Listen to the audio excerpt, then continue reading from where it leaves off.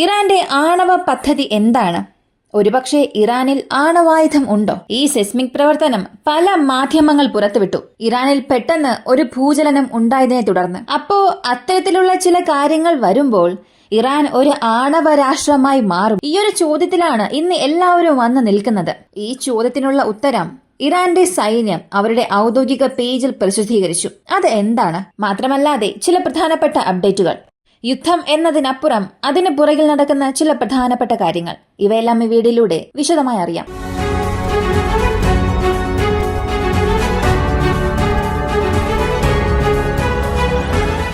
ആദ്യത്തെ കാര്യം, ഇറാന്റെ ന്യൂക്ലിയർ പദ്ധതി. അവരുടെ ആണവായുധ പദ്ധതി എന്താണെന്നുള്ളത് അവർ തന്നെ വിശദീകരിച്ചു. ഞങ്ങളുടെ നിയമമനുസരിച്ച് ഒരു രാജ്യത്തിനുള്ളിൽ ആണവായുധം വയ്ക്കുക, മറ്റുള്ളവരെ നാശത്തിലേക്ക് നയിക്കാൻ കഴിവുള്ള ആയുധങ്ങൾ കൈവശം വയ്ക്കുക നിരോധിച്ചിരിക്കുന്ന കാര്യമാണ്. ഞങ്ങളുടെ മത നിയമപ്രകാരം അനുസരിച്ച് അതൊരിക്കലും സാധ്യമല്ല. പക്ഷേ ഞങ്ങളുടെ രാജ്യത്തെ സംരക്ഷിക്കാൻ ഇതല്ലാതെ മറ്റു മാർഗമില്ല എന്നൊരു സന്ദർഭം വരുമ്പോൾ അങ്ങനെ ഒരായുധം ഞങ്ങൾ സൂക്ഷിക്കുന്നതിൽ യാതൊരു തെറ്റും ഇല്ല എന്ന് ചിന്തിക്കുന്നു. ഒരുപക്ഷെ ഇറാന് എതിരെയുള്ള ആക്രമണങ്ങൾ തുടർന്ന് ഇതുപോലെ നടന്നുകൊണ്ടിരുന്നാൽ ഞങ്ങൾ ആണവായുധം ഞങ്ങളുടെ രാജ്യത്തിൽ സൂക്ഷിക്കും എന്ന് പറഞ്ഞു. ഈ ഒരു പ്രസ്താവനയിലൂടെ നമ്മൾ എന്താണ് മനസ്സിലാക്കേണ്ടത്? ഞങ്ങൾ ആണവായുധത്തിന് തയ്യാറാണ്. ഞങ്ങളുടെ നിയമമനുസരിച്ച് മതത്തെ അടിസ്ഥാനമാക്കി അത് തെറ്റാണെന്ന് പറഞ്ഞാലും മറ്റു മാർഗമില്ല.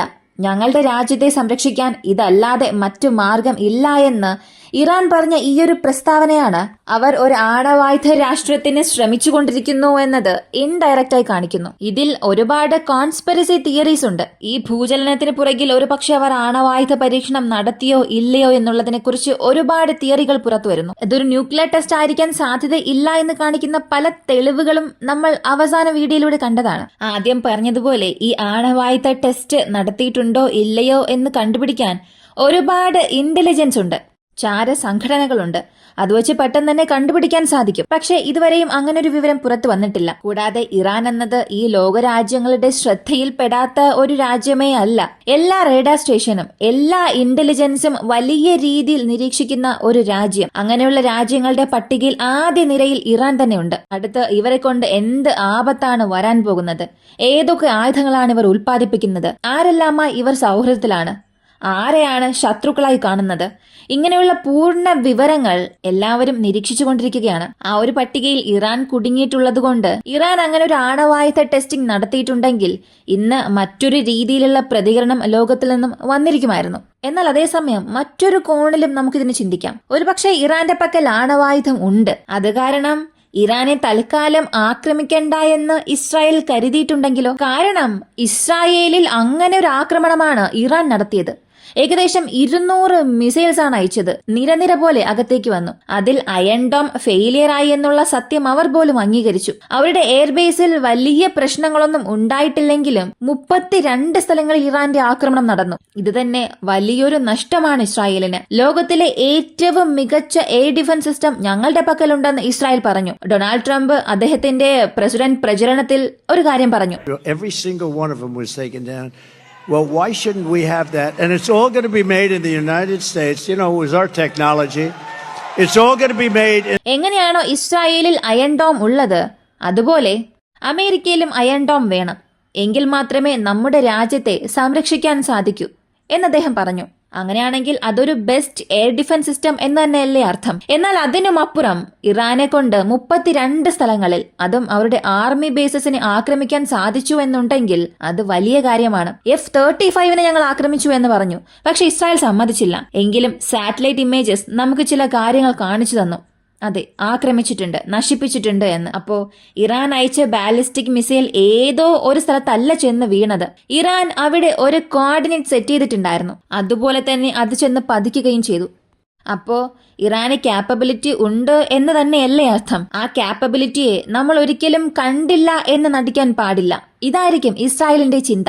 അതേ ക്യാപ്പബിലിറ്റിയോട് കൂടി 2000 മിസൈൽസ് തയ്യാറാണ് എന്ന് ഇറാൻ തന്നെ തുറന്നു പറഞ്ഞു. ഇതെല്ലാമാണ് ഈ യുദ്ധത്തെ പതിയെ പതിയെ പിന്നിലേക്ക് കൊണ്ടുപോകാൻ കാരണം. ഒരു പക്ഷേ ഇറാന്റെ പക്കൽ ഇത്രയും മിസൈൽസ് ഇല്ല, അല്ലെങ്കിൽ ഇറാൻ ഇങ്ങനെ ഒരു ആക്രമണം ചെയ്ത് കാണിച്ചില്ലായിരുന്നെങ്കിൽ തീർച്ചയായും ഇസ്രായേൽ ഇറാനിൽ ഒരാക്രമണം ഇപ്പോൾ നടത്തി അവസാനിച്ചിട്ടുണ്ടാകുമായിരുന്നു. ഇനി ഇസ്രായേൽ തിരിച്ചടിക്കണമെന്നുണ്ടെങ്കിൽ അവർ ഇതെല്ലാം ചിന്തിച്ച് എങ്ങനെയായിരിക്കും പ്രത്യാഘാതം ഉണ്ടാവുക, അതിൽ നിന്നെല്ലാം ഒരു വലിയ പഠനം നടത്തും.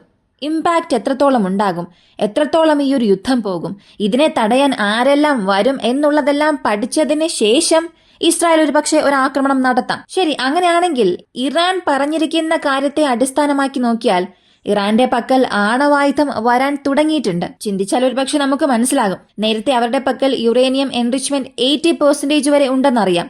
ഒരുപാട് ന്യൂക്ലിയർ ഫെസിലിറ്റി ഉണ്ട്, ഒരുപാട് ആണവ ശാസ്ത്രജ്ഞന്മാരുണ്ട്. അതിൽ ഒരുപാട് പേര് നശിപ്പിച്ചത് തന്നെ മൊസാദാണ്. ഇതൊക്കെ നമുക്കറിയാവുന്ന കാര്യങ്ങളാണ്. അപ്പോ ആണവായുധത്തിന് തയ്യാറായി വരികയാണ് ഇറാൻ. എന്നാൽ ഇവിടെ സ്കൈ ന്യൂസ് ഉൾപ്പെടെ പല മാധ്യമങ്ങൾ ഒരു കാര്യം പുറത്തുവിട്ടു. അത് ഇറാനും ഷെയർ ചെയ്തു. ഇറാനിലുള്ള ന്യൂക്ലിയർ ഫെസിലിറ്റി, ആ ഫെസിലിറ്റിയെ ആക്രമിക്കാനുള്ള കഴിവ് അമേരിക്കയ്ക്ക് മാത്രമാണുള്ളത്, ഇസ്രായേലിന് അത് ഇല്ല എന്ന് പറഞ്ഞു. ഇസ്രായേലിന് ഇപ്പോഴുള്ള ആയുധങ്ങൾ കൂടാതെ ആ ഒരു ദൂരം വച്ച് കണക്ക് കൂട്ടുമ്പോൾ ഇറാന്റെ ഈ ഒരു ന്യൂക്ലിയർ ഫെസിലിറ്റിയെ കൃത്യമായി ആക്രമിക്കാനുള്ള കഴിവ് ഇസ്രായേലിന് ഇല്ലായിരിക്കാം. പക്ഷെ അമേരിക്കയുടെ സഹായമുണ്ടെങ്കിൽ തീർച്ചയായും ഇസ്രായേലിനെ കൊണ്ട് അതിൽ വിജയിക്കാൻ കഴിയുമെന്ന ഒരു വിവരം പുറത്തുവിട്ടു. അടുത്തത്, ഇന്നലെ ഇസ്രായേൽ മുഴുവനും ഒരു സൈറൺ മുഴങ്ങി. അത് യമനിൽ നിന്നും സർഫസ് ടു സർഫസ് മിസൈൽ അയച്ചിട്ടുണ്ട്. ചില മിസൈൽസിനെ ഞങ്ങൾ ഇന്റർസെപ്റ്റ് ചെയ്തു, എന്നാൽ വീണ്ടും ചില മിസൈൽസിനെ ഞങ്ങൾ കൊണ്ട് ഇന്റർസെപ്റ്റ് ചെയ്യാൻ സാധിച്ചില്ല. അത് ഓപ്പൺ ഏരിയയിൽ വീണ് പൊട്ടിത്തെറിച്ചു എന്ന് ഇസ്രായേൽ തന്നെ പറഞ്ഞു. കൂടാതെ എയർ ഫ്രാൻസ് വിമാനം അവരുടെ സർവീസ് ഒക്ടോബർ 15 വരെ ഇസ്രായേലിലേക്ക് അയക്കുന്നത് തടഞ്ഞിരിക്കുന്നു. അതിനുശേഷം ഞങ്ങളുടെ എയർ സർവീസ് തുടരും എന്ന് പറഞ്ഞു. നേരത്തെ തന്നെ ഫ്രാൻസിനും ഇസ്രായേലിനും ഇടയിൽ ചില പ്രശ്നങ്ങൾ ഉണ്ടാവുകയും അവരുടെ ബന്ധത്തിൽ ചില വിള്ളലുകൾ ഉണ്ടാവുകയും ചെയ്തു. ആ വിള്ളൽ ശരിയാക്കാൻ ഒക്ടോബർ 7 അവരുടെ 1ാം വാർഷിക ദിനത്തിൽ ഫ്രാൻസ് വിദേശകാര്യമന്ത്രി നേരിട്ട് ഇസ്രായേലിലേക്ക് തന്നെ വന്നു. നമുക്കുള്ളിൽ ചില പ്രശ്നങ്ങൾ ഉണ്ടായി എന്നൊക്കെ പറഞ്ഞ് ക്ഷമാപണം നടത്താനുള്ള ചില ശ്രമങ്ങൾ നടത്തി.